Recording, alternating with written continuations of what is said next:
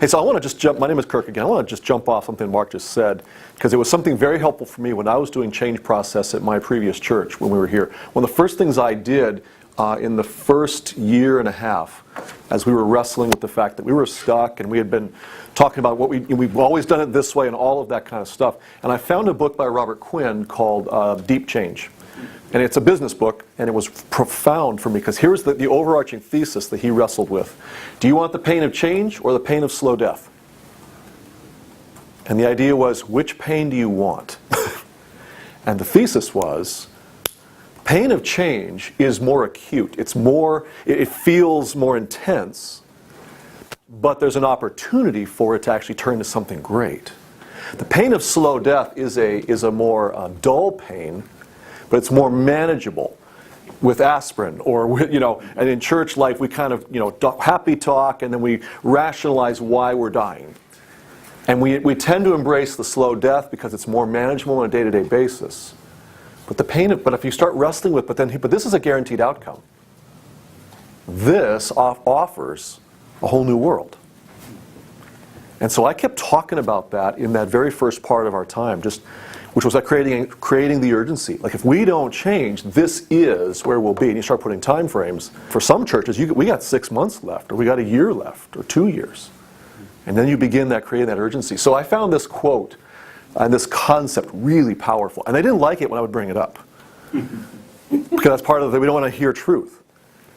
But somebody had to be honest. And so I kept banging on this for a long time. So that was just a helpful tool for me. Which one do you want? Pain of change or the pain of slow death, board?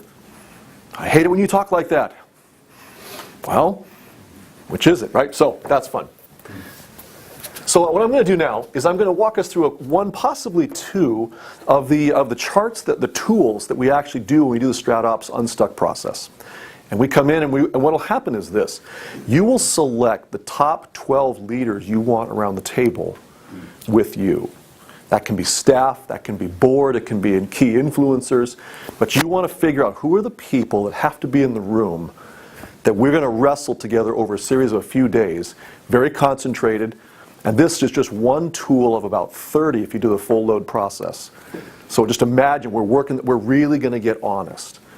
And you want to figure out, and we're going to be honest about processes, not so much about people. We've got to be really careful that you don't start, you're the problem across the table, right? So, but we're going to ask some questions. So this tool I'm going to work with today, this first one's called 4 Helpful Lists. So this is called 4 Helpful Lists. And we're going to start it with just the idea of, just ask the question, what's right? What's working well? And basically, what should we keep? So what's going on? So for you guys, I'm going to throw 2 different colors up here for fun. And let's just practice. Okay. In fact, quite honestly, we as the folks who kind of lead proctor the process, we even say clearly, we are process, you are the content. We are not coming in with an agenda because we don't know. And because you have chosen the top 12 people, you don't want to get just yes people. You want people who can think creatively, who are honest, and who are going to be able to handle some anxiety in the room, because we're going to actually try to create some tension to make sure we're getting honest. What we don't want is to walk away with a bunch of happy talk and really you're just snowing yourself, right? So our job is to really poke at and make sure, like for example, I'll notice, hey, you winced right there. Tell me more. Like why you react, we'll try to call that out. And they go, I don't know, and then we try to make it safe. And I've been in a couple of these where it gets pretty intense, but we finally get down to what's working right. Let's be honest, because sometimes we think it is and it really isn't. Can I just say this, that one of the things we have discovered as we work with church health is how much governance plays into whether a church can be healthy or not. Because you can have some great people and some great vision and some great skills and great opportunities and facilities, but the governance is killing them. So I will also say this, in many churches, they have decided that management equals ministry. Which means I get to serve on boards and teams and committees, and that is my ministry, is to be on the deacon board or the deaconess board or the trustee board. But again, it's all telling each other what to do. We're not actually doing any ministry outside this facility. And so it's this illusion that we're busy and we're having all these discussions ad nauseum and nothing's happening. Because we've thought management is ministry. These are some good things. Now, what's wrong?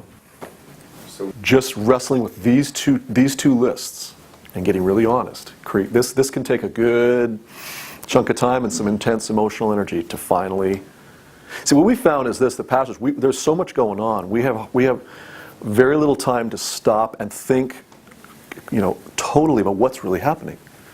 We've just found, even just doing this one chart, I took this over to Ukraine, did this with a seminary, and just let them wrestle with a few things. And it's like it just popped open all kinds of realities for them, just asking a couple questions.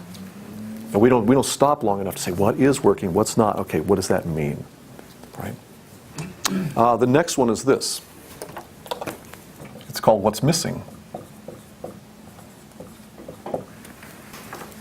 You can see how this question generates some interesting, it takes you to a different place. For our last category, under 4 helpful lists, what's confused? What's confused? And I would say this again, the moment you begin, as Mark says, the moment you start creating urgency and casting vision, the what about us will emerge immediately. yeah. And when I do the missional pathway, every time we start doing the wall exercise, people pull my sleeve and say, I know, but we got to take care of us first, right? And then I usually say something snarky like, well, how's that working for us? Yeah. Yeah. If you're going to go here and create urgency and cast vision, you have to lose the people-pleasing thing very quickly here. Because as Pastor, as you said, once you define what we're going to do, some are going to self-select out and say, well, that's not for me. And they may even threaten you and say, you know what, I'm going to take 5 people out of this church if you continue with that. And then they'll manipulate you. And then if you're a people pleaser, you're like, okay, I'm sorry, never mind. We back off. And then we carry on doing the same nonsense that's getting us nowhere. Okay, so I'm going to pause for a moment, just in the interest of time. So now we're going to leave the exercise. And I want you to step back and say, let's just look at it for a second as, can you imagine now taking 12 key people in your church through this? This is just one chart of 30. But it gives you an idea of the kind of depth of questions, and then we start taking the implications from this stuff and pushing it deeper. Okay, if these are true, then what? And then we start really digging, and pushing down into this stuff. See, we want clarity because we're going to then make changes and we're going to execute, which, as Mark was saying earlier, is the place where usually churches fumble. Yeah. We're pretty good sometimes at finally saying, yeah, we're not good at this. And then we can actually create a plan. Well, okay, then here's what we're going to do next, and by these dates and so forth, and then we fumble because we don't execute. So the people you have in the room are also going to be the squad that's going to, you're going to throw the ball to, and they have to run. And it's easy to get very critical because we also want to be careful. This is Jesus' bride. So we do hold this with high esteem, but we're just trying to be honest with why is it we're stuck and why are we, spinning our wheels and so forth. So once a month, I used to schedule a time for about 3 hours at I go down to Disneyland, I go into the free part, the hotel, the Californian, the big fireplace, and I would sit there with a notepad and a Bible and listen to Disney tunes every half hour and sit by that fire and dream into and work on the business to get out of it, to get out of the business, to work on the business. I wish I had this process back in the day because it would have given me better tools to think more creatively and more focused about what was on the business. What should I be really working with? I was just sort of flailing around, just thinking, well, is this working, is this not working? This process would have given me a much more systematic approach to it.